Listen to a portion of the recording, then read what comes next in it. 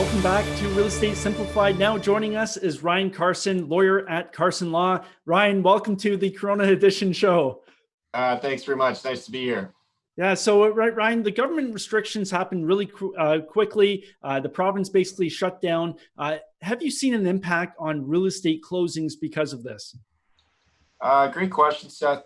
To answer your question, no, we haven't seen an impact yet on closings. So our volume of closings for the half month of March and the first couple weeks of April, as well as the rest of April and even May, our volumes are still actually quite high with the number of transactions that we're going to be facilitating and working on closing. That being said, a good chunk of those deals, at least in March especially, a bit in April, and maybe a couple in May, were probably booked deals before, obviously, coronavirus really kind of came in and became part of everybody's life, mid-March. But from a volume perspective, number of deals closing and everything like that for us, we have not really felt an impact yet on it. But I know, as you've probably discussed already, a lot of people are saying, listings and closed transactions, at least with the realtors, for the first 2 weeks of April is a bit low. In some areas, quite a bit low. So it's really probably not going to hit us from that perspective till maybe June. Yeah, I was looking at some preliminary numbers today for sales volume closing so far in April, and we're about, I think it was 62% lower than this time last year, which is obviously very understandable. Are you seeing issues though with appraisals? Because let's say a lender appraised a home 2 months ago, getting ready for closing, and all of a sudden the lender has to supply documents and they're saying, hey, hold on a second, this property might be worth a lot less. Is that coming up?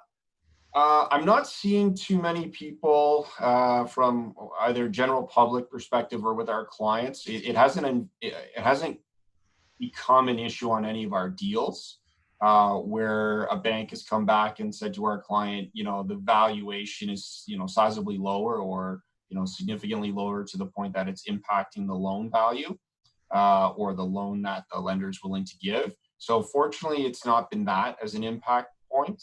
What we've seen with the appraisers is just a longer time to do their job, right? Which is understandable. They probably tried to figure out for the first couple of weeks, they're like, how do you actually go into somebody's home and appraise it, right? So I know they've come up with some different ways creatively to do appraisals now, virtually or through photos and video and all that kind of thing. But the rule of thumb really for us isn't so much a huge dip in valuation, but more so just it's taking longer. So a deal that you might be able to quickly put together in 2 weeks, I wouldn't count on that as much anymore. You'd probably give yourself at least a 3 to 4 week buffer to have a closing timeline for a deal. Sarah, are you seeing the same thing in terms of appraisals with everybody you're speaking with? Yeah, I've had 2 recent ones. I find that for me, they were a little bit lower than what I was expecting. So one of them, I went back and forth, and it was like 3 weeks later, and we came somewhere in the middle of where I thought it should be and what they originally came back with. But I will say, just like Ryan said, it takes a lot longer, and especially for appraisals on refinances and just the whole refi process. I've probably started a month and a half ago.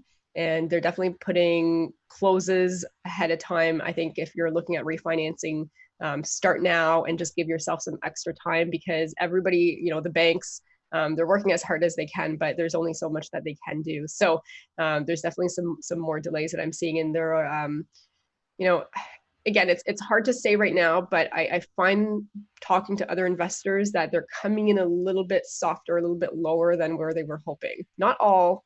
But they're starting to see some of that as refinances. Yeah, I would echo that too. Like, it seems like it's more there's the procedural delay, because obviously the way in which they would do appraisals is different now than just showing up and seeing the house. But it also seems like from the appraisers and mortgage brokers I've been talking to, there is a greater emphasis on the due diligence the lenders are taking with the appraisers. They're really being more conservative and taking more of deeper dive, so to speak, into the actual property and the borrowers themselves. So I don't know that it's necessarily that the values will be sizably lower, because even though transaction numbers seem to be a bit lower, like the number of deals and the number of closings are low or lower compared to this time last year, value seems to be holding for the most part, which is interesting. So I haven't seen anybody say, I thought I was going to get 500,000 appraisal and I only got like 350 or 400 or something. You know, to Sarah's point, maybe somebody's been told, well, we're only going to go with 475 or 480 or 490, right?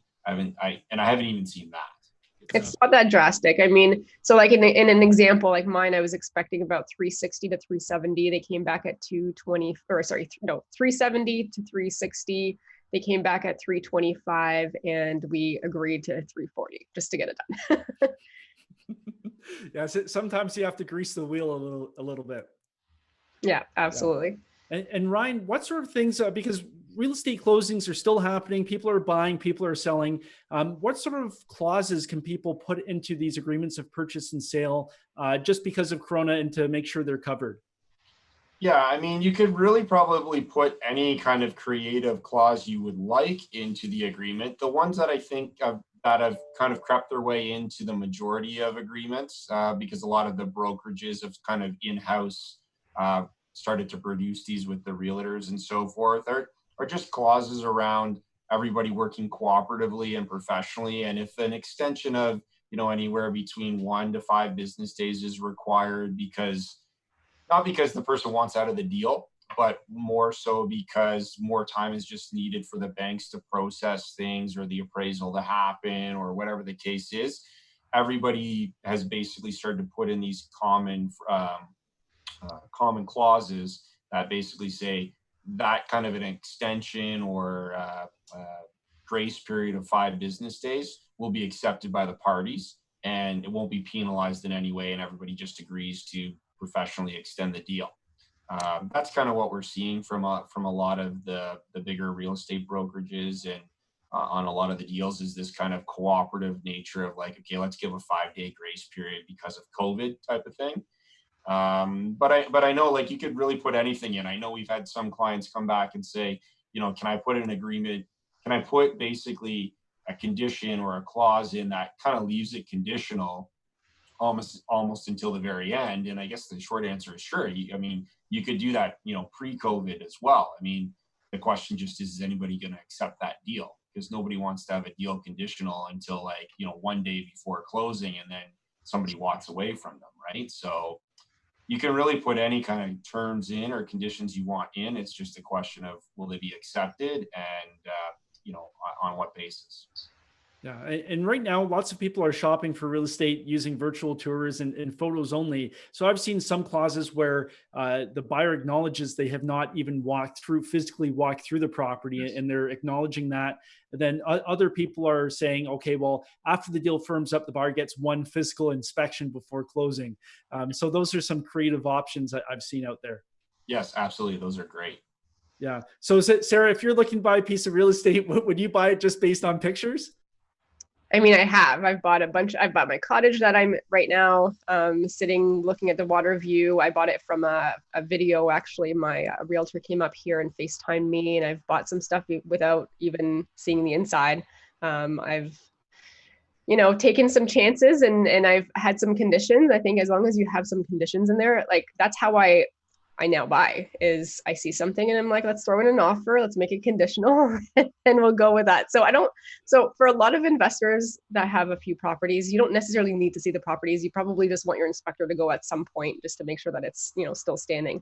But one of the things I am seeing is there's going to be a little bit more opportunity, I think, for negotiating. So, like, a few of my students were able to do, instead of a 5-day for financing and inspection, they got that extended to 10 days. So they have more time to do things. I'm seeing a lot of closes out in July at this point. People that are looking at, offering VTBs, I think vendor takebacks, it's going to be a great opportunity come, I've started seeing a handful of them now, but I think we're going to start seeing more and more people that are going to say, well, I'd like to sell my property for X. I may or may not get that. maybe they're going to be willing to hold the mortgage for some time in exchange. So I think we're going to see some new opportunities. I don't personally think we've seen them yet where we are in April. One of the things I think of is, okay, so we've got a lot of people that defer their mortgages, let's just say 6 months out. And then we've got CERB that's going to run out in 4.